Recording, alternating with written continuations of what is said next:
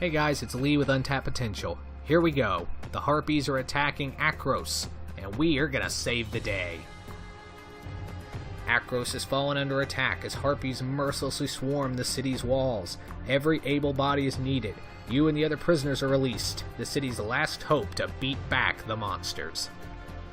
Desperate times in Akros, it seems, as even the violent criminals, as in violent because we stole bread, I guess, are breaking out to fight the threat. Theros, as you may have guessed, is a Greek-inspired plane, having all sorts of things like harpies and cyclopses, and apparently training robots. Multiple creatures grouped together to block a single attacking creature. This is a good way to gang up on a larger threat. Your opponent chooses how the attacking creature deals damage to your blockers. Gang up? Is this a prison joke? What are you saying? I've served hard time, man. Don't cross me. Usually, an attacking creature will deal all its damage to the creature that blocked it. But a creature with trample can deal its excess damage to the defending player. I wonder if that's going to come up soon. I bet it is. You'll see trample and group blocking in action in this skill quest. To complete it, block the incoming attack and win on your next turn. You got it, computer woman. Let's go.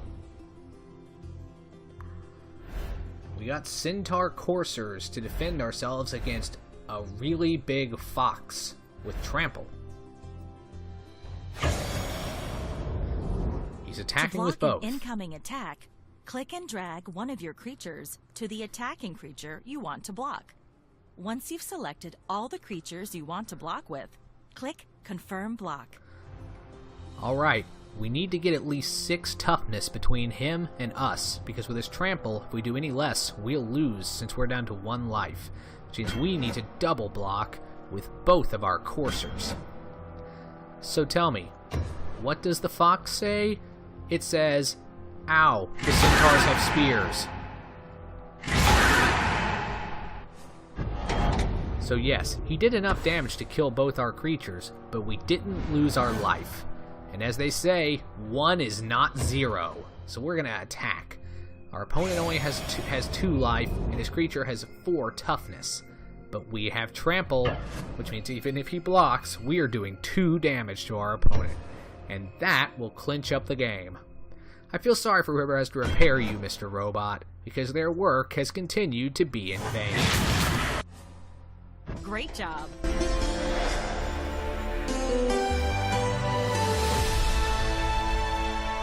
I don't know why the volume keeps spiking. I've turned it way down. Maybe it only does it for the little victory fanfares. Alright guys, now it's on for real. All attacking and blocking creatures deal combat damage at the same time. However, a creature with First Strike deals its combat damage first, before creatures without First Strike. This means a creature with First Strike can often destroy an enemy creature before that creature gets the chance to hit back. I like how all the core, or evergreen as they're called, magic abilities have very self-explanatory names. It's not something like prowess or constellation that can be tricky. This is literally First Strike. You strike first. I do like that simplicity there. In this skill quest, withstand your opponent's assault and attack on your turn to seal your victory. You got it. So it looks like our opponent is about to attack with his big creature, which he does. It has 5 power and 3 toughness. So we're going to declare our blocker, and in response, a timer counts down whenever it's your turn to act. If you want to catch... We're going to go ahead and stop the timer. We learned this. So, we've got our 2-3. Now we're going to use Kindled Fury, which will give it +1/+0 and give it First Strike. Meaning we will now have 3 power, which is enough, which is exactly equal to our enemy's toughness. Normally we would trade here, but since we have First Strike, we hit him first. Sorry. The Juggernaut's down. I feel like there's a really obvious joke I'm missing there. Something... The Juggernaut... Nah, we're a family channel, I think. So we're gonna go ahead and attack here with the elf and win.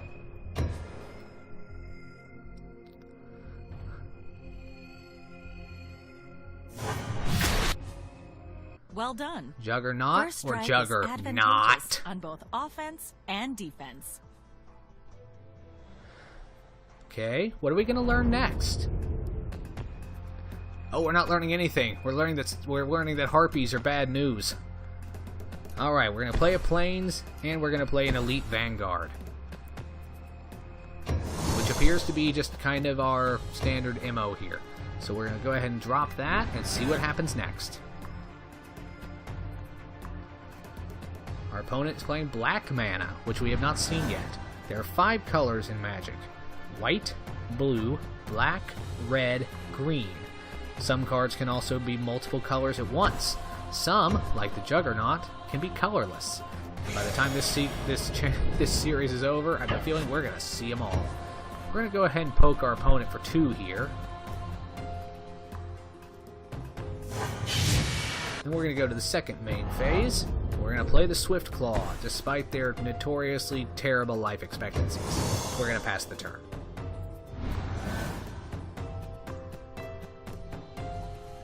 Ooh. Spicy. Let's look at that for a second.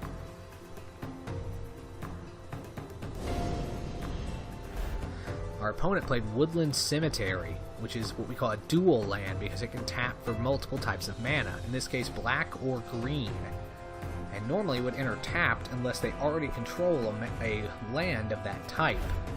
We're going to get our hands on those once we finish this and get into deck building mode. No. Alright. Go. What do you have to teach me now, Mr. Roboto? Some abilities trigger whenever something else happens in the game. These are called triggered abilities. For example, many creatures have abilities that trigger when they enter the battlefield. If an ability triggers on an event you can repeat, such as playing a land, you can reap the rewards every time. That mechanic is called Landfall, and I wouldn't be surprised if we see it again in the future. More on that later. Complete this skill quest by using triggered abilities to defeat your opponent this turn. Okay guys, we're going to play the Manic Vandal to destroy target artifact, such as a steel wall.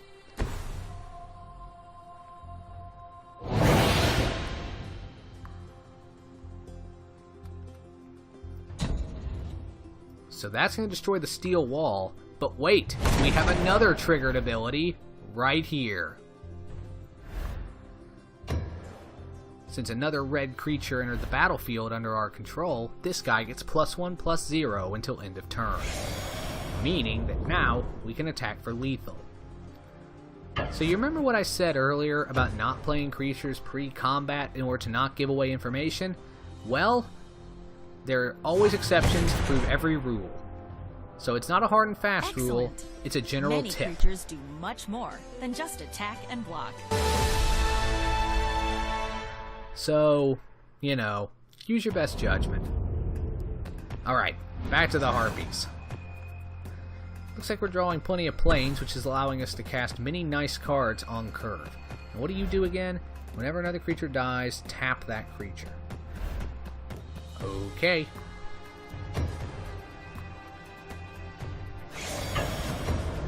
Again, I think we're just going to get on the beatdown plan here. See if our opponent wants to trade for the 3/2. It's a good thing cats have 9 lives, because this guy has used all of them. And he's a cat. He's a cat warrior, in fact. Wish my cat was a cat warrior. All it does is shred paper. Alright, we're going to go ahead and play an Eagle of the Watch and pass turn.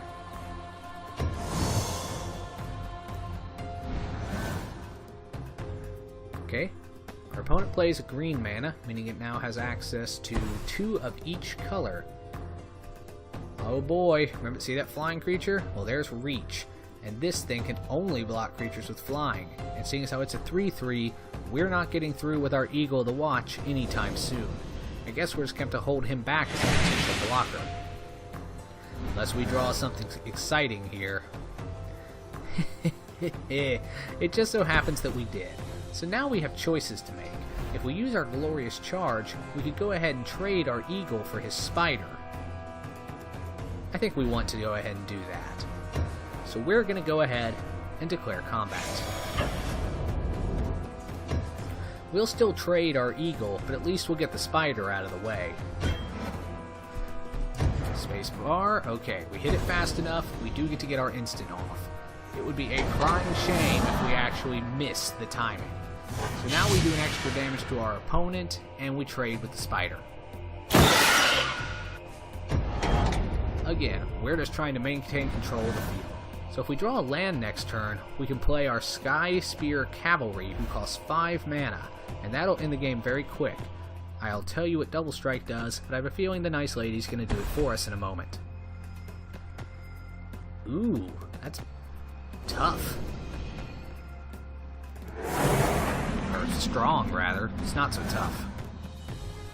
Alright, we got our 5th land. And we are going to go ahead and offer a trade with our Elite Vanguard here. Let's see if our opponent takes it. No, he does not. So we get through for 2 damage here. I'd say, it's not always the right idea to block. Sometimes it's better to just take the damage, especially if it's a small amount early on. Okay, here's Double Strike, which we haven't got a tutorial on just yet. But what it does is it basically does damage twice. Once during the first strike step, and once during the normal step, meaning effectively, it'll do it twice. Our 2/2 will hit for 2 damage during the first combat step, and, assuming the target's still alive, another 2 during the main combat step. And our opponent knows it, so he can't block. We also have Flying, which means our opponent, who does not have a flying creature or a creature with reach, can't block it either.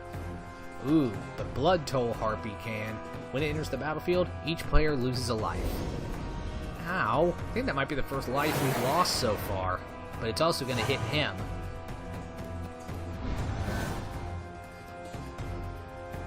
Once again, since we don't have anything else to do, we're going to go ahead and attack with everybody. I'm not worried if he decides to trade one of his other creatures for our ground creature, because we're going to win in the air. Once again, we do our damage during the first strike step, meaning we don't take damage. And these guys will trade off with each other. We're going to go to the second main step now, and we're just going to go ahead and play the Great Heart. He doesn't have a lot of power, but he has a lot of toughness. We'll pass our turn.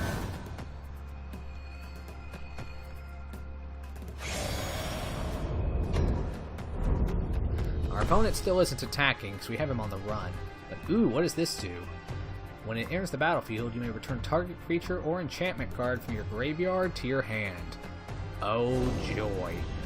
Alright, so he's probably going to get the flying creature back if he knows what's good for it in order to stave off our aerial attack. And it seems he does know better, unfortunately, because that's exactly what he did. We're going to play another heart here. And I'm not going to miss the opportunity to get in for 4 damage in the air. I'm going to attack with the cavalry, but I'm not going to attack with the elk. We need to keep them up in order to defend, since our opponent now has several large creatures. First strike damage. Regular strike damage.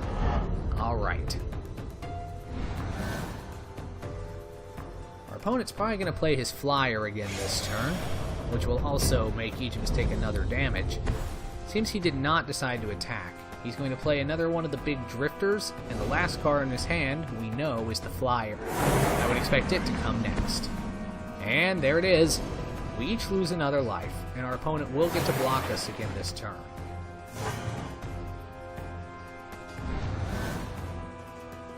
We draw another land here, which I'm going to play just in case we get a high-cost creature that I don't know is coming, but I have a feeling we're basically capped off here.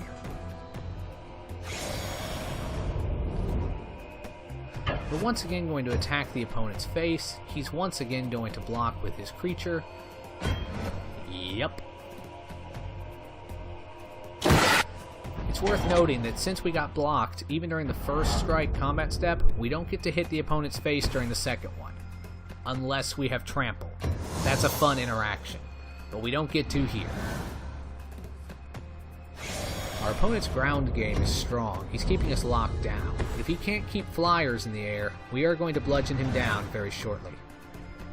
We're going to do 4 more damage in the air this turn, which will reduce our opponent to 1. So even if he has another one of his harpies, playing it will kill him, which is fine with me. So a quick 4 damage here. We have to give our opponent a chance to respond. They do always have that right. But that said, let's finish this off.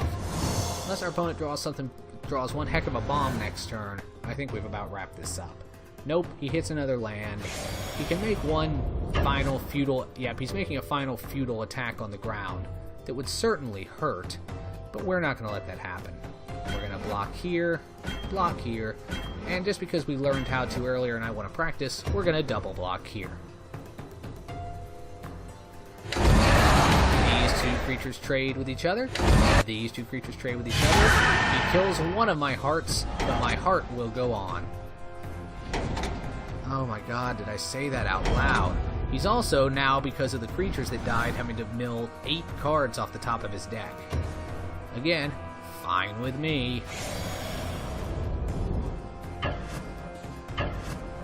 And even though we could have left one of our creatures up because we've won this game, we're still going to show off with a flourish. Because these harpies attacked our city. We're not going to stand for that. Kytheon is triumphant and Akros is saved. We also got another achievement. Let's see what it is. Air superiority. In a single duel, we had our flying creatures deal 15 damage and was dealt no damage herself. Yeah! I guess it means no damage by flying creatures, as we were dealt damage by the effect of a flying creature, actually. Okay, let's clarify that verbiage in the future. Yeah? Okay, well, we've upgraded our deck for the 3rd time. With your martial talents and magical skills, you managed to fend off the onslaught of voracious harpies. However, you hear the calls for help from the main gate. Before the harpies can regroup, you make your way along the walls towards the cries. Looks like the siege isn't over yet, guys. We're going into round 4, where a terrifying Cyclops lies on the horizon. Keep your eye open, or eyes if you are not a Cyclops yourself, and we'll see what happens in round 4 next time. This is Lee with Untapped Potential. Let's go kill some Cyclops.